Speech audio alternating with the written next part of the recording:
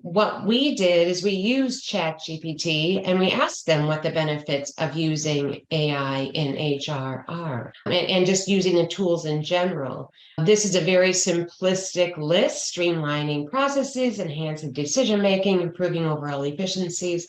This is high level, very simplistic. We know it gets much more complicated and impactful. How AI is being used within the HR realm. So there's a lot of opportunity. But the next question that we have is, what AI tools do you currently use in HR? And one of the things I'm noticing is there's quite a few software tools that I've been using that the AI is just getting better. And now I'm noticing, oh, these tools are using AI, which I didn't really realize before. So I've shared the results into the chat. So we see almost a tie between applicant tracking systems and chatbots.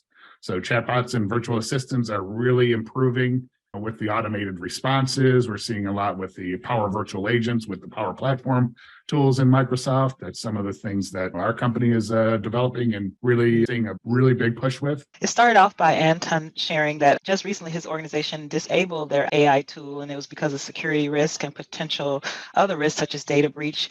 So it was turned off, and Rochelle also said her employer had just done the same thing, and they're both with financial institutions. However, it was also mentioned that in healthcare institutions, there's a big risk because of confidentiality issues regarding customer information and PI.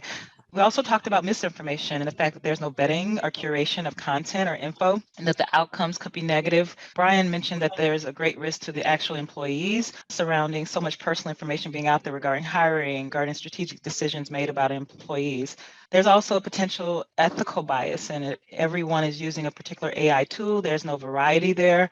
It impacts recruitment. It impacts resume screening.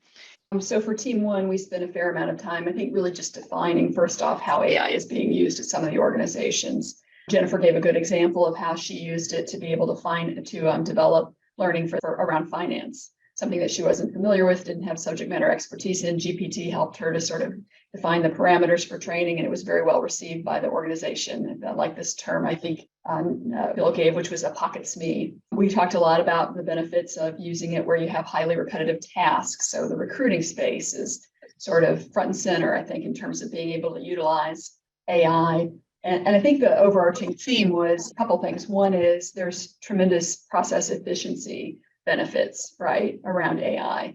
Okay, so for the next question, is it HR's role to guide the organization's use of AI? Who wants to go first on that one? You are the negative. It's not HR's role. Right. I think the consensus of the group was that the decisions around AI need to be informed by a cross-functional group of individuals in any given organization. So HR has a role in that, but the argument is because the technology could be fraught with compliance issues, you need to have legal at the table. There's cybersecurity risk potentially with AI, so you need to have IT at the table. And of course, the business, your business leaders need to be able to weigh into how the use of the technology creates an advantage for their own business or disadvantage. Again, we asked ChatGPT, if it's not HR, who governs in the organization, AI within the organization? And these are the, 6 different areas. Dana, I heard you mention the line of business. The leader of that line of business has a role that isn't brought out here.